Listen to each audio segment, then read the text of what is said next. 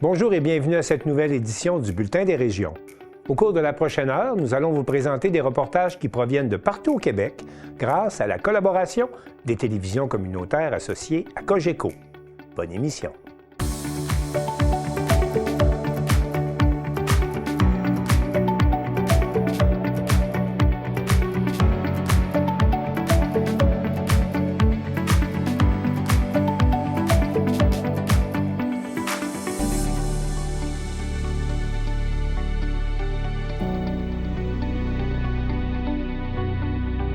Au sommaire cette semaine, à Vaudreuil-Dorion, on souhaite une vraie autoroute 20 plutôt qu'un boulevard urbain.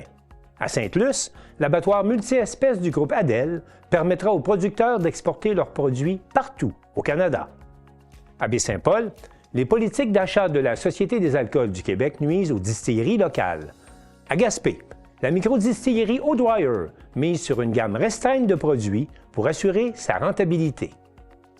À Rimouski, l'organisme Diabète BSL dénonce le manque de suivi médical pour les patients diabétiques du Bas-Saint-Laurent et de la Gaspésie.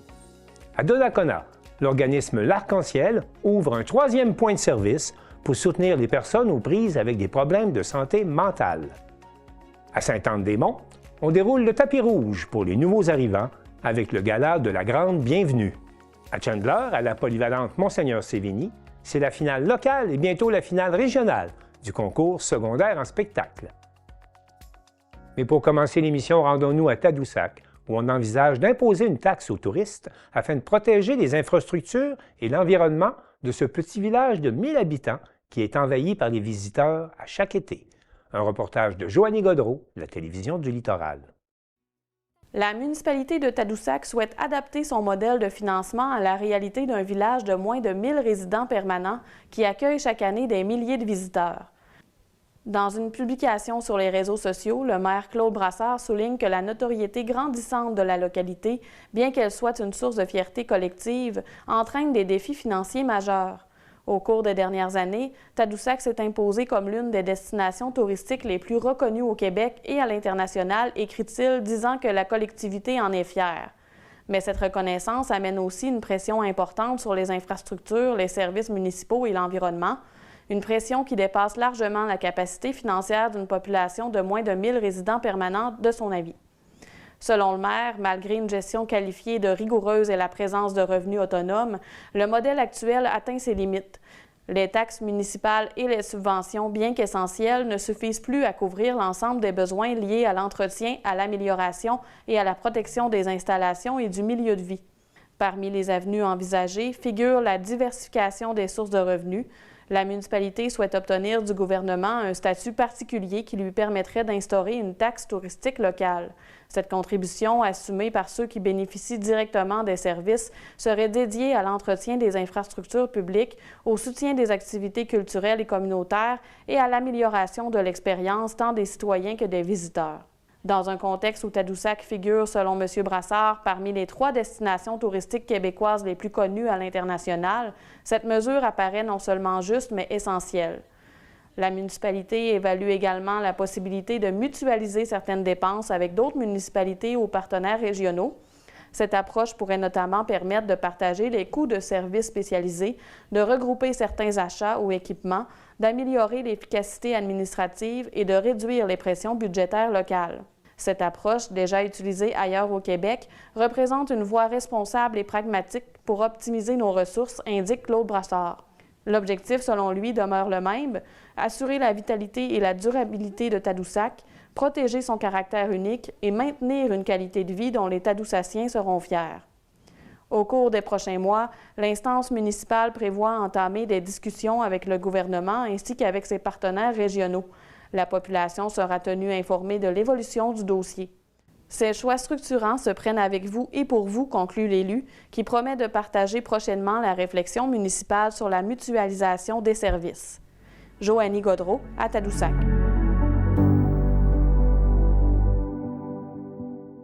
Entre Vaudreuil-Dorion et l'Île-Perrot, l'autoroute 20 Ouest se transforme en boulevard urbain et cela provoque depuis des décennies d'importants problèmes de congestion.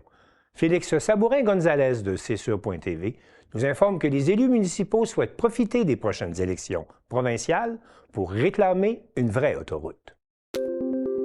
Cela fait plus d'une soixantaine d'années que le gouvernement planifie de revoir le tronçon de 7 km de l'autoroute 20 reliant les municipalités de l'Île-Perrot et de Vaudreuil-Dorion. Cette section demeure à ce jour qu'un simple boulevard urbain. En 2023, Développement Vaudreuil-Soulanges a eu le mandat de la MRC de développer une stratégie d'optimisation dans le but de faire progresser le dossier. Le rôle de la MRC dans tout ça, à quoi ça va ressembler? Bien, notre rôle, c'est un rôle de fédération, d'être fédérateur et coordonner le travail des municipalités. Notre rôle aussi, c'est de faire valoir les avantages en termes d'aménagement du territoire qui sont attirés d'un projet comme celui-là. Je vous dis, c'est pas seulement un projet autoroutier, c'est aussi un projet de redéveloppement des secteurs urbains adjacents qui vont permettre de créer plusieurs milliers de logements dans notre région, des logements qui sont de plus en plus requis du fait du vieillissement de la population, de l'arrivée de nouveaux arrivants, de l'arrivée d'un hôpital qui va aussi requérir beaucoup de nouveaux employés, donc potentiellement des gens qui chercheront à s'installer dans Vaudreuil-Soulanges. C'est la seule section de ce vaste corridor autoroutier-là qui n'a pas encore une structure autoroutière et qui enquête de ce fait-là aussi sur les voies de circulation qui ont vraiment une vocation beaucoup plus locale. Ce trafic-là, incluant le trafic lourd très important qui est là, vient miner la qualité de vie, de l'expérience des environs. Tu sais, on a toujours dit, puis on se le fait dire, hein, encore, moi comme maire, je me le fais dire, il y a beaucoup de trafic à Vaudreuil-Dorion. Oui, mais le trafic, là, c'est pas juste des citoyens de Vaudreuil-Dorion. Ça se développe partout dans la MRC, ça se développe partout. L'Île-Perrot, au complet, ont des problèmes aussi de circulation. Nous, on en a. Puis après ça, tous ceux qui s'en viennent, que ce soit Saint-Lazare, Saint-Zotique, qui s'en viennent, il faut qu'ils aillent à Montréal, ils passent dans Vaudreuil-Dorion. L'autoroute 20, c'est pas un caprice, c'est pas une demande futile, c'est une demande essentielle. On le vit là ici, quand la 40 ne va pas bien, la 20 souffre et vice-versa. Parallèlement, le ministère des Transports et de la Mobilité durable a lui aussi procédé à une étude d'opportunité. Les deux instances en sont venues à la même conclusion. La configuration actuelle affecte considérablement la région. Ce corridor, stratégique pour les échanges entre le Québec, l'Ontario et les États-Unis, pourrait entraîner plus de 1,1 milliard de dollars en pertes économiques d'ici 20 ans si rien n'est fait.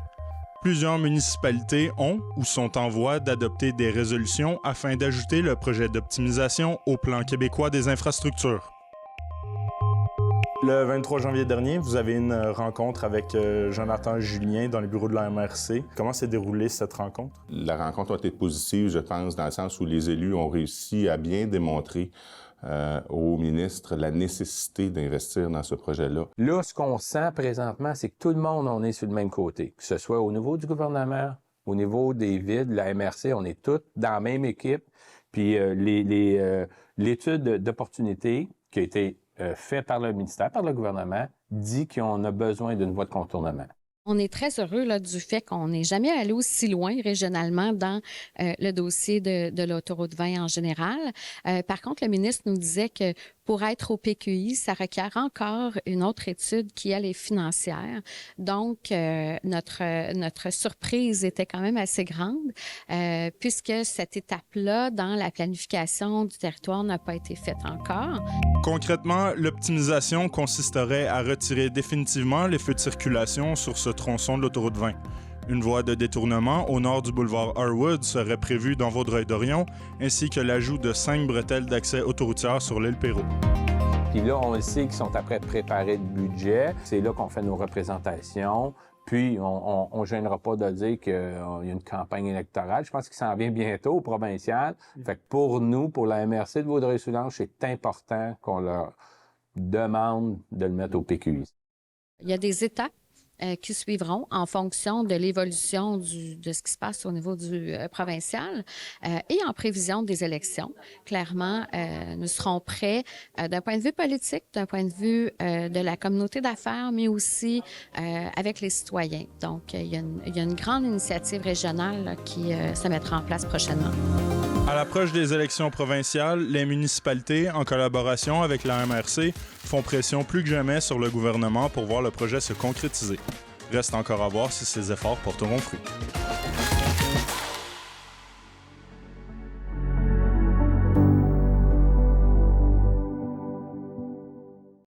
Grâce à une subvention du gouvernement du Québec, l'abattoir du groupe Adel à Sainte-Luce pourra moderniser ses installations et permettre aux producteurs d'ici de conquérir le marché canadien.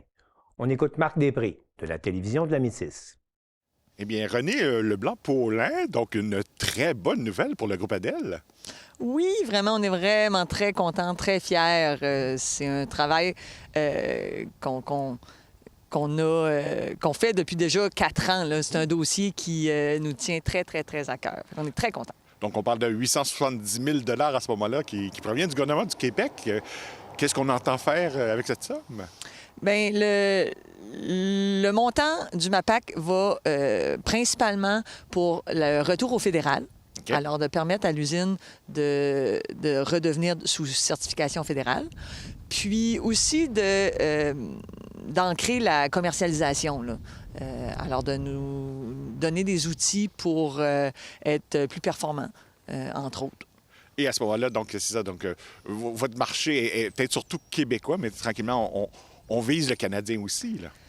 Bien, le retour au fédéral, oui, ça va nous permettre, par exemple, d'aller vers une frontière qui est tout proche comme celle du Nouveau-Brunswick. Fait que ça peut être intéressant.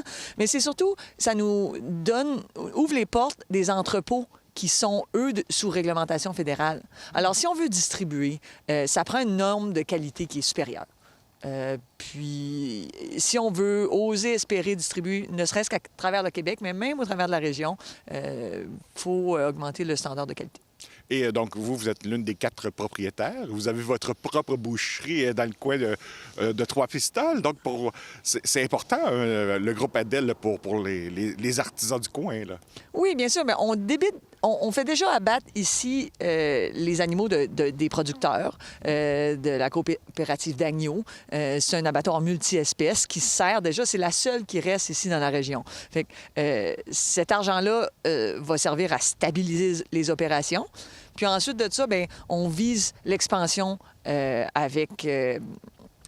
autant avec les producteurs qui font eux-mêmes leur distribution. Ça va leur permettre de distribuer à plus grande échelle parce que l'accréditation va être fédérale. Puis, bien, nous, ça va nous permettre ensuite de ça de mettre le bœuf, mais de mettre l'agneau et le porc de la région sur le marché. Et à ce moment-là, je pense que, bon, actuellement, vous êtes environ à 50 % de la capacité. Donc, comme on dit, il y a de la place en masse. Oui, il y a de la place. Puis on est content d'offrir ce service-là. Après ça, on le sait que les animaux vont se faire abattre dans les grands centres. Même la réforme va se faire abattre en Ontario ou aux États-Unis. C'est tellement logique pour nous de dire, ces animaux-là sont élevés ici. Pourquoi pas les abattre puis les transformer ici? C'est le sens même du développement de l'agriculture dans une région. On garde la transformation ici. Ça veut dire quoi? On garde les emplois, puis on fait manger notre viande aux gens de notre région, puis la viande du Québec aux gens du Québec. Là. En ce moment, c'est pas ce qui se passe. Puis les gens sont même pas au courant de ça. Fait qu'on essaye d'en parler puis de s'assurer que les gens d'ici mangent notre viande d'ici. Donc, on parle beaucoup de suffisance alimentaire, surtout depuis la pandémie. Donc, c'est une façon de pouvoir y arriver en région. Notre effort est petit, mais c'est à ça que ça sert, les abattoirs régionaux, là. C'est d'augmenter l'autonomie alimentaire, de s'assurer de nourrir nos gens avec de la viande de qualité, puis de faire rouler notre économie régionale. Et il y a quelques années, bien, vous avez lancé Viande de l'Est, donc un produit justement de chez nous pour les gens qui veulent justement manger local, régional. Donc, comment ça va jusqu'à maintenant? Bien, ça va bien. C'est plus difficile en ce moment de se rendre directement aux consommateurs. C'est un peu ça que le projet va nous servir, de rendre notre viande de l'Est accessible à tous. Mais on est déjà dans des boucheries à Québec, dans plusieurs restaurants ici dans la région à Québec, même certains à Montréal. Alors, le projet va déjà très bien. On est déjà très fiers de ce qui se passe. Puis là, bien, l'objectif, c'est d'améliorer la productivité, d'améliorer notre compétitivité, puis d'aller atteindre un plus grand marché. Et donc, on parle beaucoup du marché canadien, mais bon, est-ce que le marché des États-Unis, c'est un marché qui vous intéresserait? Oh, bien, après ça, peut-être que... Là, j'extrapole, mais ça peut être intéressant pour le 5e quartier. Moi, je suis pas fermée à rien de tout ça, mais en ce moment, ce qu'on recherche, c'est la distribution de la viande ici, dans notre milieu. Et aussi, je pense que pour vous, le fait d'avoir un abattoir régional ici même du côté de Lewisville, donc vous pensez beaucoup à l'animal de votre côté, là. On pense à des animaux là, qui font des milliers de kilomètres pour être abattus, puis qui reviennent ici par la suite. Quand ils partent dans un camion, ils prennent moins de place dans un camion, mais le bien-être animal est décuplé. On parle à toutes les vaches de réforme qui prennent la route jusqu'en Ontario. C'est si simple de garder nos animaux ici sur place. Et quelles sont vos ambitions là, grâce à cette subvention? Donc, occuper une plus grande part de marché? Ben oui, automatiquement, mais de court-circuiter le maximum d'animaux qui passent puis qui s'en va vers les grands centres. Puis, c'est ça, augmenter la capacité de l'usine, être plus productif. L'automatisation va prendre une grande place là, dans les prochaines dépenses qui s'en viennent. Bref, un projet là, qui va naître et croître. On l'espère bien, là. Oui, vous allez entendre parler de nous autres dans les prochains mois, c'est certain. Merci beaucoup. Merci.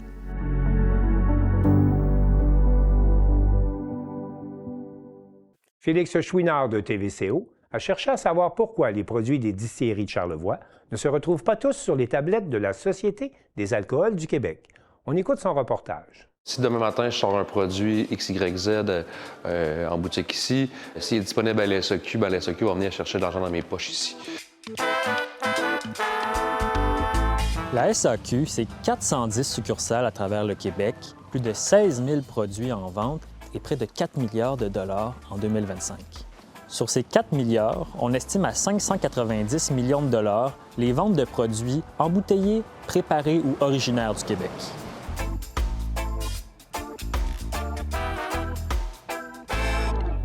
Ça varie vraiment beaucoup en fonction des catégories. Par exemple, les vins, c'est quand même une petite part de marché.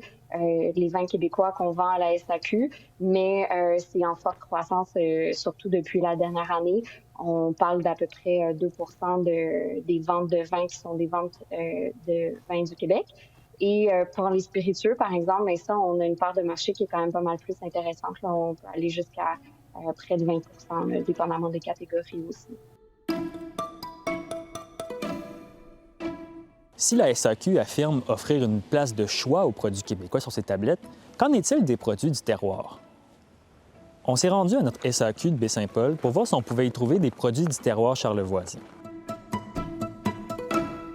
Force est de constater qu'il n'y en avait pas vraiment. En fait, les seuls produits qui étaient disponibles, c'est les spiritueux de chez Menot. On s'est donc demandé, sont où nos produits du terroir? L'histoire commence il y a quand même plusieurs années parce qu'on était des premiers au niveau du produit du terroir à rentrer en SAQ avec plusieurs produits. Ensuite, c'est ça. La journée que tu fais ça, là, ça te prend un agent pour te représenter au niveau de la SAQ. C'est quand même une grosse organisation. On a tout fait ça. Puis, on avait des produits dans le temps qui étaient des mistels, surtout, qu'on avait présentés. Puis, il est arrivé quand même plusieurs joueurs en même temps, puis des gros joueurs qui ont pris beaucoup de place sur les tablettes. Fait que là, on a arrêté, nous, à un moment donné, d'être en SAQ. On a recommencé seulement il y a un an et demi, avec un seul produit, qui est notre cidre de glace, qui est un joueur qui se démode pas, qui est plus reconnu aussi au niveau des produits du terroir. On en a d'autres qu'on voudrait présenter, mais pas 8-9 comme au début. Peut-être un 3-4 produits, juste pour dire qu'on a un... Pourquoi justement pas 8-9 produits? Premièrement, ils veulent pas avoir autant de variétés parce qu'ils ont déjà beaucoup de produits du terroir. Déjà là, leur dire que tu vas en présenter un ou deux autres, ils sont pas enclins à vouloir faire des tests de goût et tout ça. Pourtant, on a des produits qui gagnent des médailles à chaque année. On a des produits qui se qualifient au niveau gustatif sans problème. On ne demande pas à charité, là. On fournit le produit, on demande un prix, puis ils disent oui ou non. Mais je veux dire, puis on ne veut pas distribuer sur les 400 succursales. On veut minimalement être distribué dans la région de Québec et dans Charlevoix pour les SAQ. Puis ils n'ont pas accepté nos derniers... ils n'ont même pas accepté de goûter nos derniers produits qu'on leur proposait, qui sont même pas... Il n'y a pas de produits similaires à SAQ présentement. Pour le premier ministre du Québec, cette décision fait partie d'une gamme d'actions pour riposter aux tarifs imposés par les États-Unis. On pensait justement, quand on a eu une bonne... On va appeler ça une bonne nouvelle. On retire les produits américains des tablettes. Fait que là, on s'est dit, OK, ça va faire de la place sur les tablettes, mais ils n'ont pas joué cette carte-là. pas tout de suite, on ne rentre pas de nouveaux produits, on n'est pas dans la bonne période pour faire ça. Il y a toujours une excuse qui fait que c'est pas évident à la SAQ. Du côté des distillateurs, comme Hydromel Charlevoix, c'est pas plus simple.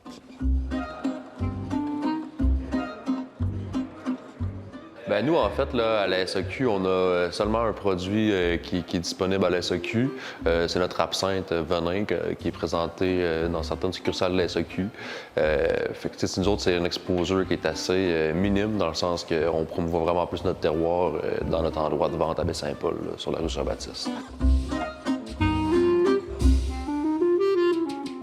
C'est vraiment complexe, là, mais la SAQ vient impacter tes ventes ici. Ça veut dire que si je vends un produit, je vais avoir une redevance à payer à la SAQ sur ma bouteille qui a le même produit, le même nom que la SAQ. Fait que c'est pour ça que nous, on aime mieux... il faut travailler des produits qui sont distincts pour la SAQ pour pas venir impacter nos ventes en boutique. Fait que pour nous, c'est primordial de le travailler comme ça. Fait que c'est pour ça qu'on aime ça. On veut limiter les produits en SAQ. Si la SAQ est consciente des enjeux quant aux redevances vis-à-vis des spiritueux, ce n'est selon elle qu'une question de réglementation. Les spiritueux, pour être vendus sur les lieux de fabrication, doivent respecter la loi. Puis la loi est que les produits doivent être réputés achetés à la SAQ. La SAQ, on applique la loi tout simplement. Pourquoi cette loi-là est mise en place? Il faudra aller poser la question aux législateurs puis aux autres instances gouvernementales qui décident de ces questions-là.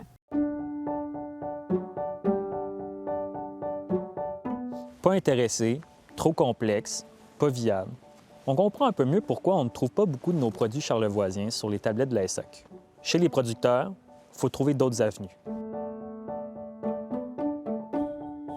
Nous, on a 2 permis. On a un permis industriel et un permis artisanal pour justement, parce que le permis industriel nous permettait de rentrer, on va dire, des vraies affaires, au IGA ou au métro et tout ça. Fait qu'on a développé cette ligne-là à un moment donné, ce qui nous a permis aussi d'ouvrir nos boutiques. Mais voyez-vous, ça, c'est encore une contrainte, là. Je ne peux pas mettre tous mes produits à Baie-Saint-Paul. Je ne peux pas mettre tous mes produits à Québec, mais à la limite, c'est 7 Il y a toujours un petit quelque chose au niveau de la loi qui vient faire que si on pouvait. À part nous, il n'y a personne d'autre qui fait ça d'ouvrir des boutiques, là. Il n'y a personne d'autre qui fait ça d'ouvrir une boutique spécifique pour la suite de ton entreprise, dans le cas de l'entreprise du terroir. Puis on met en marché, par chance, les autres produits de Charlevoix. Mais sur Baie-Saint-Paul, je ne peux pas prendre des produits d'hydromel pour les vendre parce que c'est pas du cidre. Je ne peux pas prendre les produits de... Je peux pas vendre de bière parce que c'est un permis de vendeur de cidre. Je ne peux pas vendre de Menot qui a des produits qui sont légers en alcool. Ou je pourrais prendre le sans-alcool de Menot.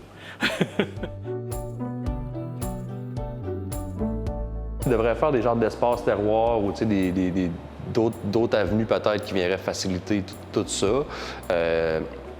Mais la SAQ, c'est une vitrine. Moi, je pense qu'il devrait plus promouvoir les produits de notre belle région.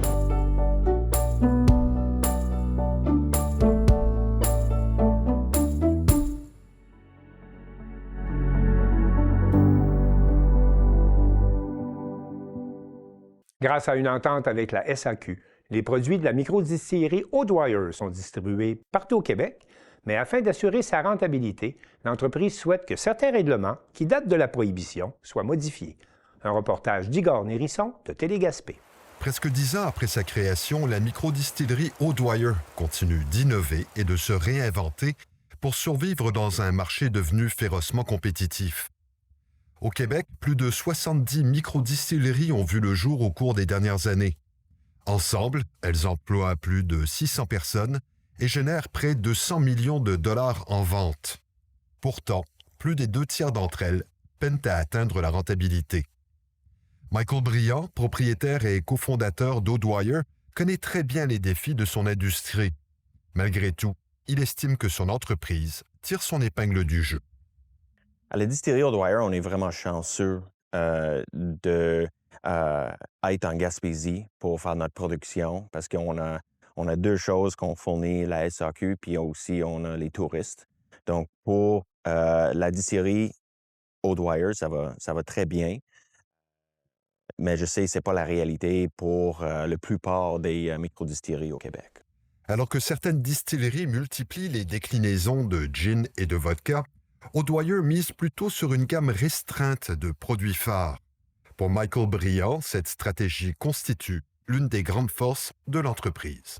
On a seulement 3 produits à la SAQ. Fait que ça nous aide à garder une bonne logistique sur nos affaires. Si tu produis si tu as trop de produits, c'est vraiment difficile de se rendre rentable après un certain temps. Mais quand tu as 3 produits flagship qui roulent constant, les gens, ils se partiennent plus à les produits qui marquent de même, comme le Pudding Stone, Dartmouth et Radun. Mais les obstacles demeurent nombreux. Délais d'approvisionnement, contraintes logistiques, défis de mise en marché, la route est loin d'être simple. Bien, il y a deux portions. Il y a le défi de fournisseurs, approvisionnement des bouteilles, parce que ça vient de la Chine. Fait qu'il faut vraiment prévoir les ventes, parce que ça prend 3-4 mois pour avoir les bouteilles. Puis aussi beaucoup de liquidité, là.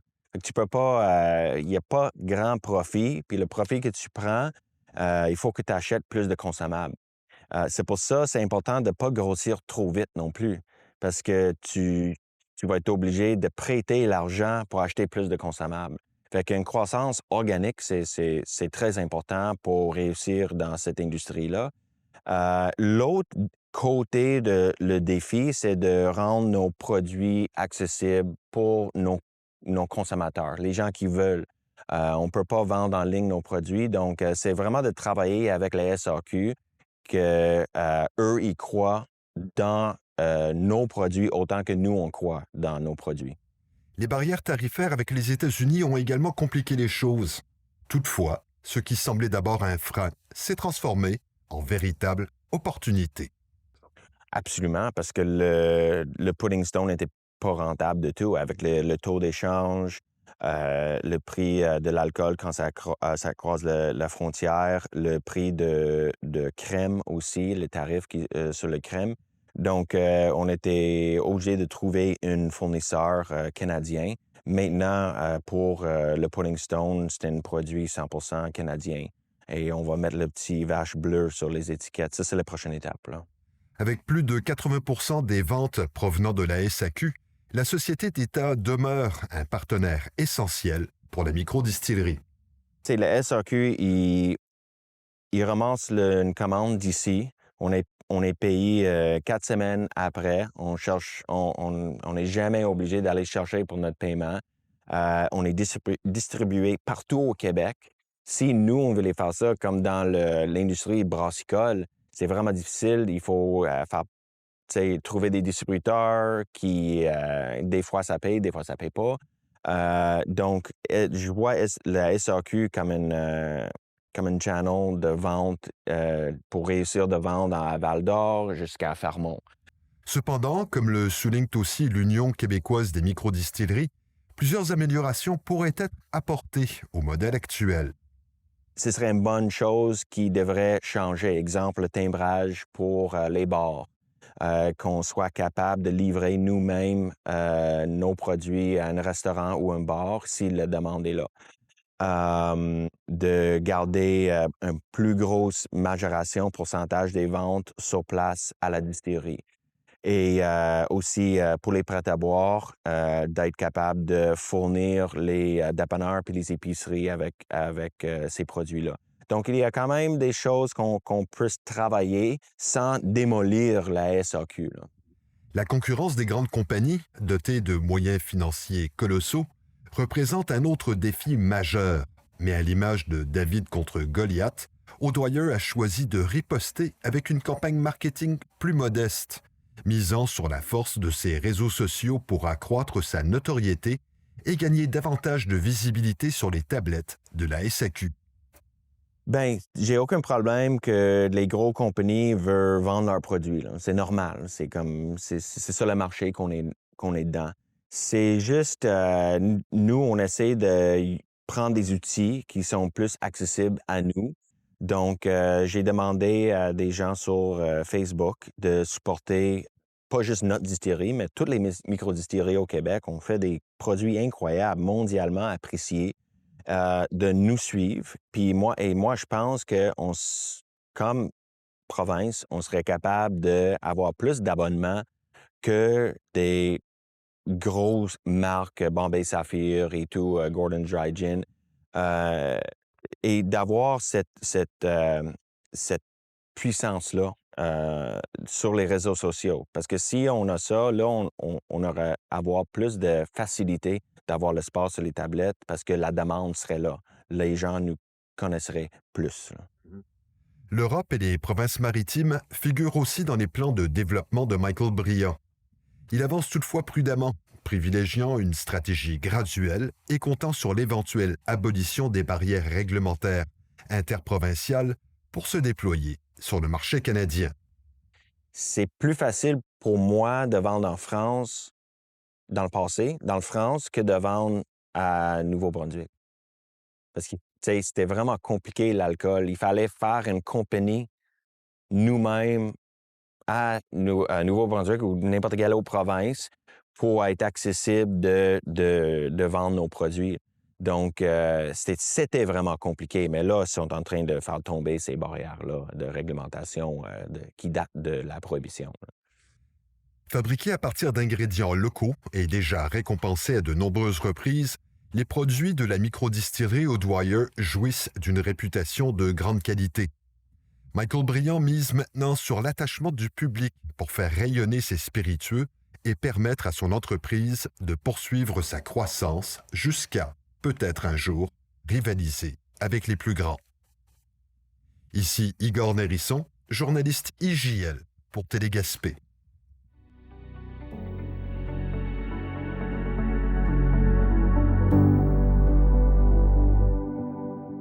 Carl Blanchette de la télévision de la Matapédia rencontre les représentants de l'organisme Diabète BSL qui dénonce le manque de ressources pour assurer un suivi adéquat aux patients diabétiques du Bas-Saint-Laurent et de la Gaspésie.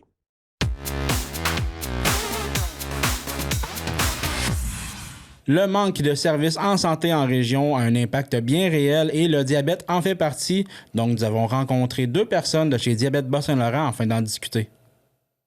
Noémie, Guillaume, merci beaucoup d'être avec nous en studio.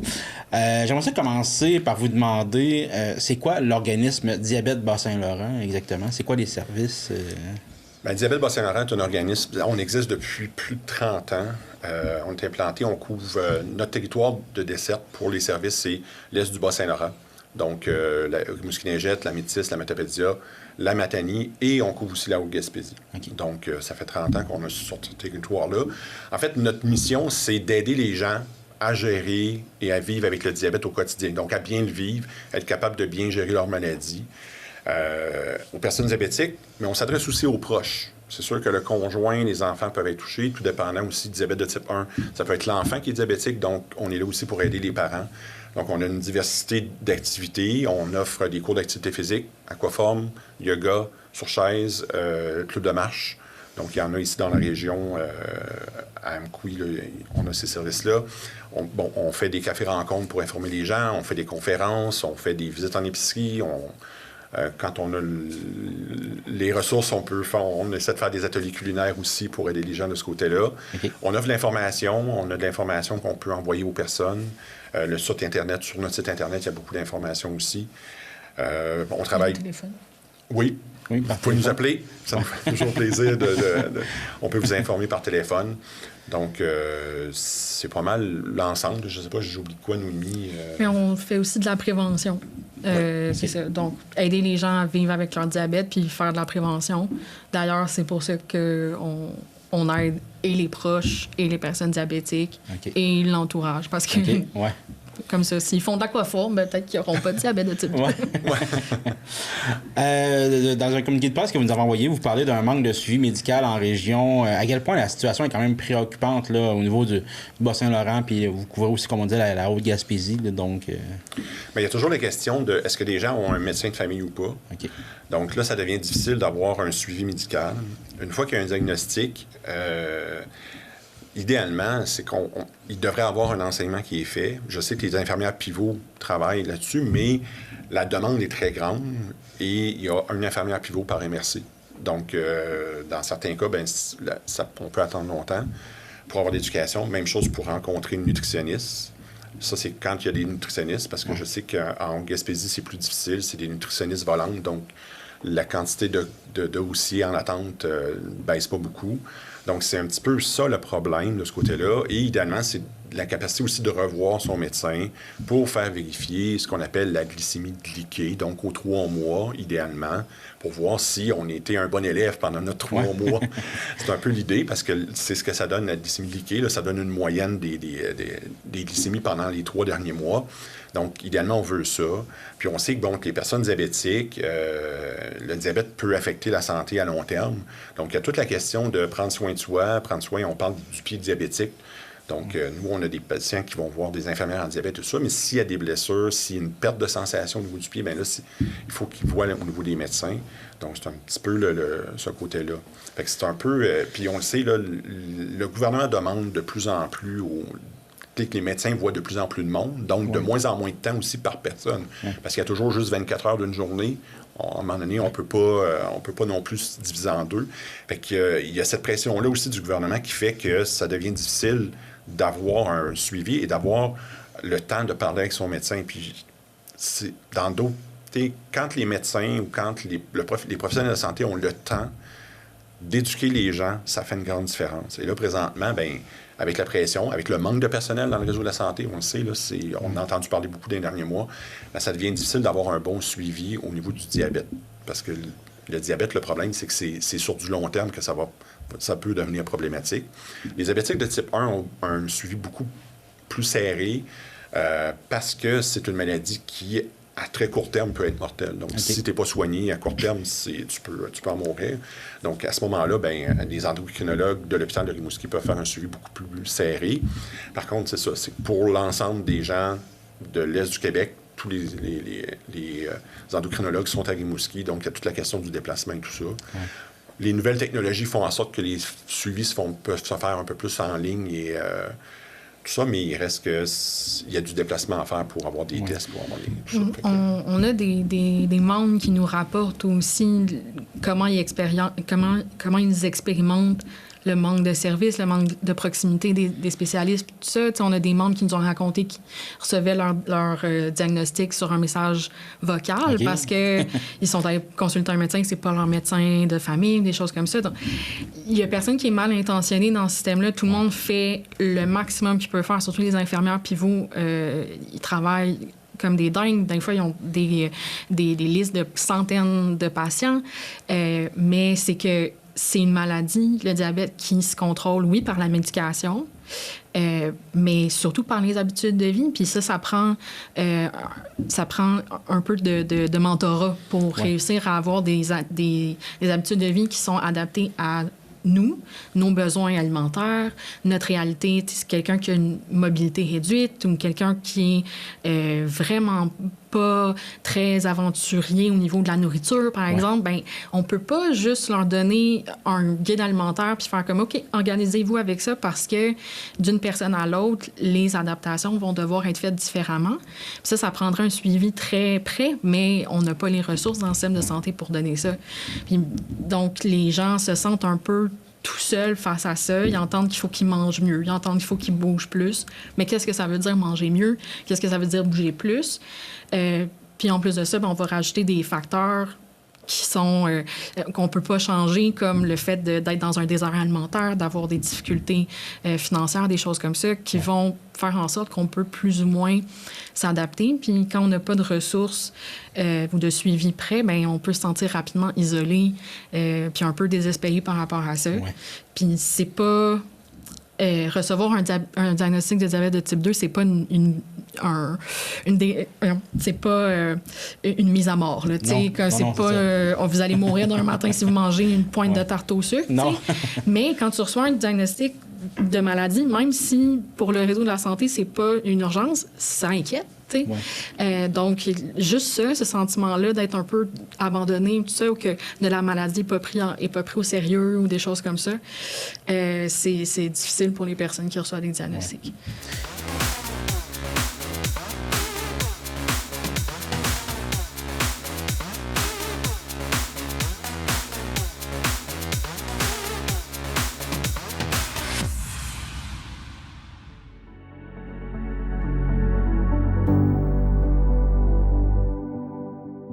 À l'occasion de l'ouverture d'un 3e point de service de l'organisme L'Arc-en-Ciel, le journaliste Moussa Camara de CJSR nous présente les ressources disponibles dans la région de Portneuf pour les personnes aux prises avec des problèmes de santé mentale. J'avais le goût de commencer avec une phrase que je lance en l'air, pas directement à vous, mais sur c'est quoi la santé mentale, parce que tout part de là, en fait. Hein, puis... Chez Arc-en-Ciel, un nouveau milieu de vie a été officiellement inauguré jeudi dernier à Donnacona. L'organisme communautaire en santé mentale a procédé à des rénovations majeures afin d'offrir un espace plus vaste, lumineux et accessible aux personnes à mobilité réduite. C'est une porte accessible à la mobilité réduite, puis dans le fond, on voulait plus d'espace pour que les gens puissent avoir leur espace selon leurs besoins. Ce qu'il faut comprendre, c'est que n'importe qui peut venir ici à l'Arc-en-Ciel. Ça peut être autant pour jaser, pour briser la solitude, pour venir chercher un besoin particulier en santé mentale. Donc, certaines personnes peuvent passer la porte puis peuvent juste avoir envie de venir prendre un café pour ne pas être à la maison, comme d'autres personnes peuvent venir dans un but de socialiser. Donc, on voulait un espace qui était le plus possible flexible pour répondre à ces besoins-là. Grâce à un investissement d'environ 180 000 $, dont 100 000 $ provenant du gouvernement fédéral, l'entrée a été réaménagée pour répondre aux normes d'accessibilité universelle. À l'intérieur, la configuration a été repensée. La composition, en fait, il y a une belle banquette avec plusieurs places où on peut jouer à des jeux de société, jaser, machine à café, des assises ici plus relax, plus confortable. Et puis on a une belle ici, je dirais, petite place qui fait un peu bistrot-bar où on peut comme relaxer devant la lumière du jour extérieur. Notre accueil général comme ça, qui est inclusif, permet de rejoindre beaucoup de gens qui peuvent peut-être être un petit peu, se sentir dans la marginalité dans la société. Les autorités présentes lors de l'inauguration ont salué le travail de l'organisme, soulignant qu'il fait beaucoup avec peu et rappelant l'importance d'investir davantage en santé mentale. En premier lieu, je pense que c'est important pour notre communauté d'avoir un organisme comme l'Arc-en-Ciel qui fait beaucoup avec peu. Soyons bien honnêtes, les argents ne sont pas nécessairement abondants dans les organismes communautaires et l'Arc-en-Ciel réussit toujours à faire du bien auprès des citoyens et citoyennes qui en ont vraiment besoin. Selon le député fédéral, la pandémie a mis en lumière des besoins déjà existants. Et les gouvernements doivent continuer de soutenir les organismes communautaires qui offrent des services essentiels sur le terrain. On incite le gouvernement à être plus sensible à la santé mentale et je pense qu'on a fait un constat suite à la pandémie de réaliser que la santé mentale est plus grande que l'on le croyait et je pense que les gouvernements, tant provinciaux que fédéraux, doivent s'investir pour aider nos organismes, pour faire en sorte que l'être humain qui représente nos citoyens ait les outils nécessaires pour s'en sortir le mieux possible. Chaque année, des milliers de personnes dans la région de Portneuf ont recours au service de l'Arc-en-Ciel. Donc, on a pignon sur rue à 3 endroits dans le comté de Portneuf. Donc, ici, on est présentement à Donnacona. On a un point de service aussi à Saint-Raymond et à Saint-Marc-des-Carrières. Donc, on a plusieurs volets qui entourent la santé mentale. Réinsertion socio-professionnelle, réinsertion psychosociale. On est le centre de prévention du suicide de la région de Portneuf. On fait de l'accompagnement et du maintien en stabilité résidentielle. On a un regroupement de proches en santé mentale. Et puis, on a aussi un département de père aidance famille et père aidance individuelle. Fait que justement, comme disait Mathieu tantôt aussi, juste le goût de dire, tous ces services-là, c'est qui les utilise? En fait, c'est tout le monde. On pourrait être surpris par ça peut être votre voisin, ça peut être, dans le fond, c'est tout le monde qui peut rejoindre, qui peut utiliser les services de l'Arc-en-Ciel. La grande majorité des services sont gratuits et accessibles rapidement. L'organisme observe d'ailleurs une hausse des demandes dans un contexte marqué par l'inflation, la crise du logement et une détresse psychologique plus visible qu'auparavant.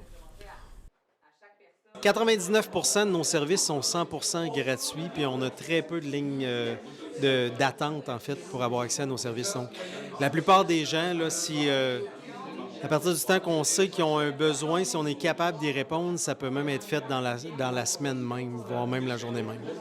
Votre clientèle a augmenté au fil du temps ou bien comment ça se passe? Comment vous trouvez l'évolution du nombre de clients? Tristement, la clientèle augmente, effectivement.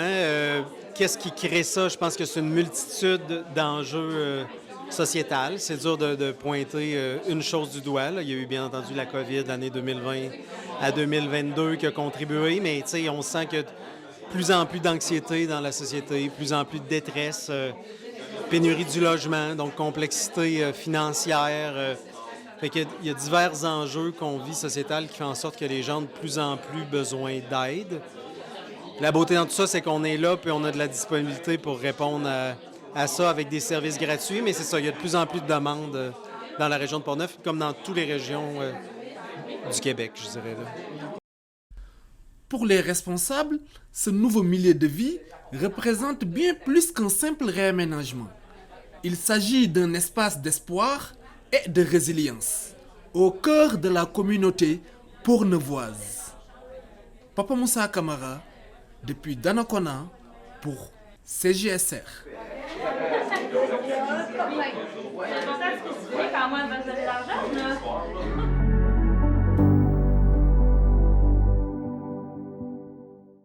À Sainte-Anne-des-Monts, une activité très spéciale est organisée à chaque année pour accueillir les nouveaux arrivants en Haute-Gaspésie avec l'organisation du gala La Grande Bienvenue. Un reportage de la télévision de la Haute-Gaspésie. Bonsoir tout le monde! C'est enfin le grand moment. La grande bienvenue où on est si fiers d'accueillir les nouvelles stars de la Haute-Gaspésie. Bien, ce soir, on a accueilli nos nouveaux arrivants et nouvelles arrivantes qui sont arrivés dans la dernière année. Donc, depuis le 1er janvier 2025 jusqu'au 31 2025. Donc, c'est tous les gens qui sont venus s'installer en Haute-Gaspésie. Le but, c'est de célébrer leur accueil, de leur montrer qu'on est là pour eux autres, qu'on est content qu'ils soient ici. Moi, je suis l'animateur du gala.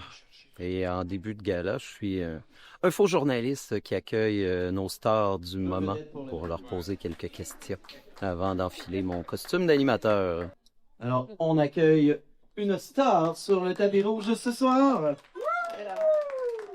Merci!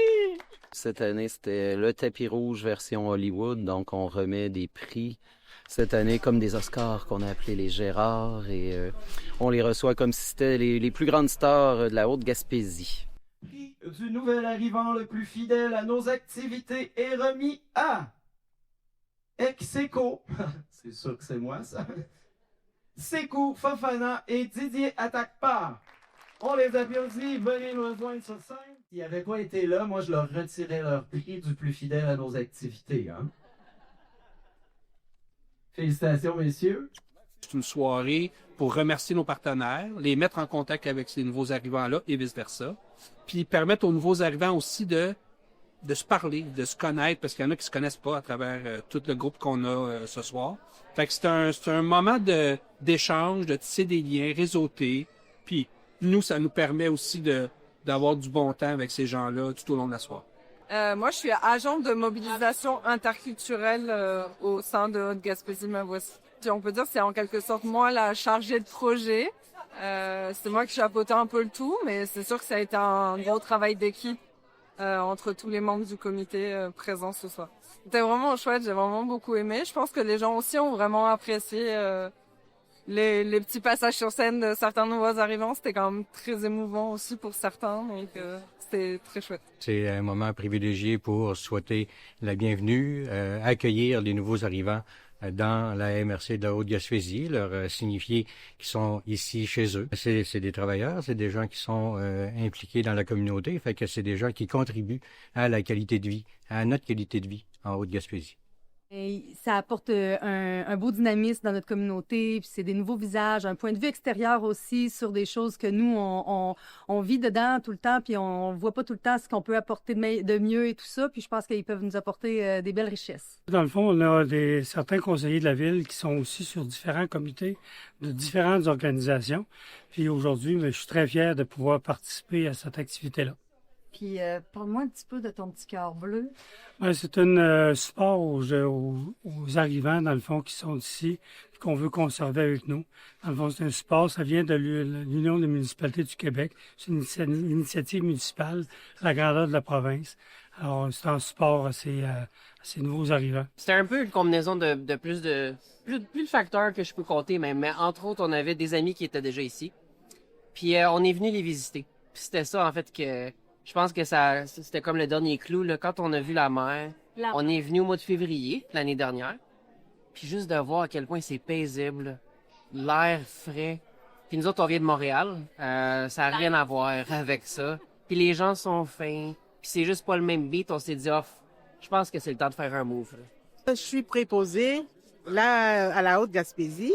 Chez moi, là, j'étais sage-femme. Bon, c'est bon, la communauté est accueillante, quand même, c'est ce que j'ai amené.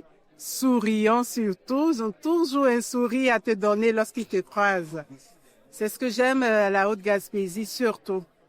Le premier jour, je suis arrivée là, la première personne que je croise me donne un sourire. Je disais à Cédric, mais la dame nous sourit. Est-ce qu'elle nous connaît?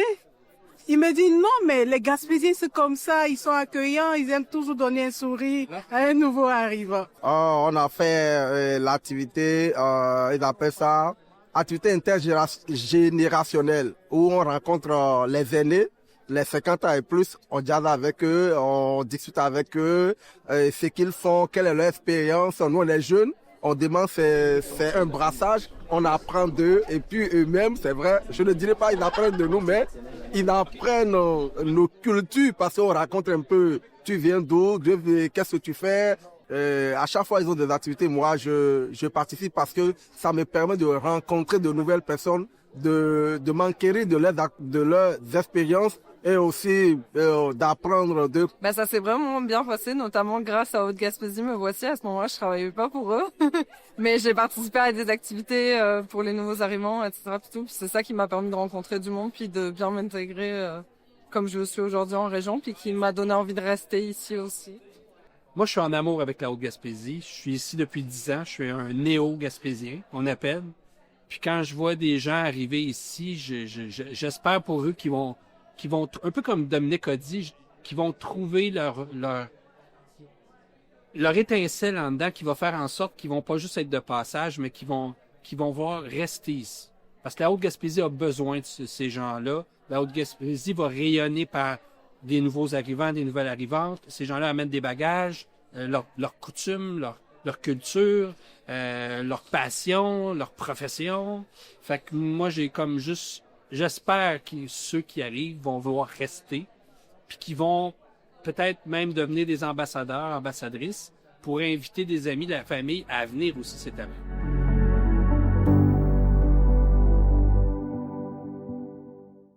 Simon Thériault de Télévague rencontre de jeunes artistes ainsi que Jacques Lévesque, animateur à la polyvalente Monseigneur Sévigny de Chandler, dans le cadre de la finale locale et de la finale régionale du concours secondaire en spectacle. Secondaire en spectacle est un programme québécois majeur créé en 1994 qui encourage la créativité et le talent artistique des jeunes du secondaire.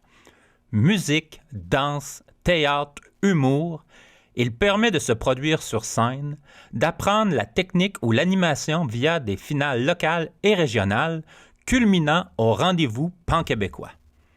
Jacques Lévesque, animateur à la vie étudiante à la polyvalente Monseigneur Sévigny de Chandler, nous explique ce qu'implique une finale locale et régionale. Bien, une finale locale, ça implique qu'on fait d'abord un recrutement, on fait la promotion de l'événement. L'événement secondaire spectacle, c'est pour promouvoir les arts de la scène dans une école secondaire, dans ce cas-là. Puis nous, bien, on est en notre... ça fait plus de 25 ans qu'on est dans le programme secondaire en spectacle. Okay. Fait que moi, bien, je coordonne à partir du début les inscriptions, on fait des auditions, la préparation des numéros. Puis le soir même, bien, évidemment, c'est dans le but que les artistes soient à l'aise sur la scène, puis qu'il y ait une belle expérience de scène. Il y en a que c'est leur première fois, il y en a que c'est leur 4e fois. Ils font tout leur secondaire avec secondaire spectacle. C'est attendu. Puis, c'est ça. Donc, hier, c'était notre finale locale 2026. Okay.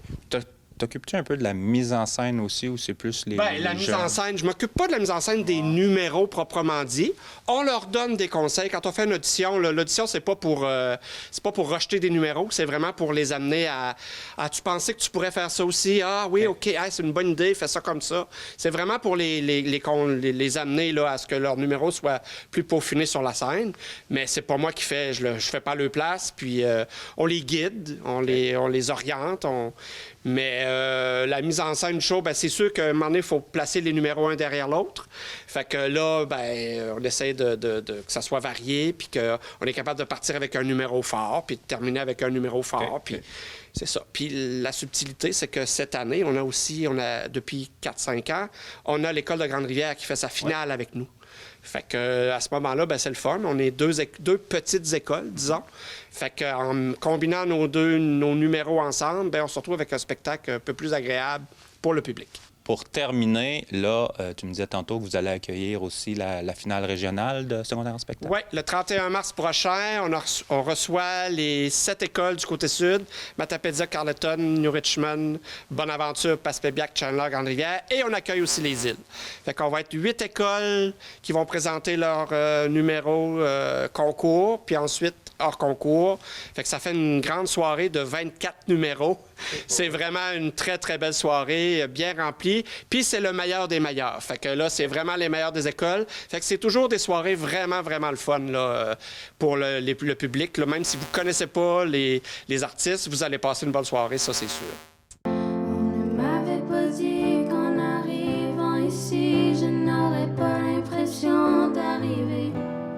On ne m'avait pas dit qu'une fois arrivé ici, je n'aurais plus nulle part où m'en aller. Que restera-t-il de nous après nous? Restera-t-il de nous après nous? J'ai pas... Vous commencez par peut-être vous nommer. Ton nom, c'est? Mathieu Hogan. Marianne Salzman. Charlotte Réel. Chloé Lantin. Hier, vous avez fait votre représentation. Plusieurs représentations. Comment ça fonctionnait, vos spectacles? Dans le fond, on avait 2 groupes. Puis un des groupes, c'était une interprétation, puis l'autre, c'était une composition. Puis c'est quoi que vous avez fait? C'est quoi votre style de musique que vous faites? Je dirais comme soft rock. Soft rock? Ouais? Oui. OK. Puis toi, dans le groupe, tu fais quoi? Moi, je fais de la guitare, puis je chante. Guitare? Toi? Moi, je chante, puis des fois, je fais la guitare. Tu chantes? Chante en anglais, en français? Les deux. Les deux, oui? Ah, mais je t'entendais parler en anglais tantôt. Moi, je joue du piano. Tu joues du piano? Oui. Ah oui, ça doit être beau, ça. Puis toi? Moi, je chante. Toi, tu chantes, oui? Puis c'est tout le même style. Il n'y a pas de style différent. C'est vraiment soft rock. Puis, bon, puis vous avez aimé votre expérience hier? Oui. Ouais. Oui, c'est vraiment le fun. Ouais. C'était comment la nervosité avant d'embarquer sur scène? Vraiment haut, là. Ben moi, c'était pas pire. C'était ma 3e fois. Mais quand il donne les prix, c'est stressant. Oui, hein? Ouais. Parce qu'il y a des juges, je pense, en avant qui regardent vos présentations. Ouais. Puis, c'est sûr que quand le track embarque... Mais d'habitude, quand le track embarque, c'est là qu'on fait nos meilleurs spectacles. Donc, vous avez aimé votre expérience?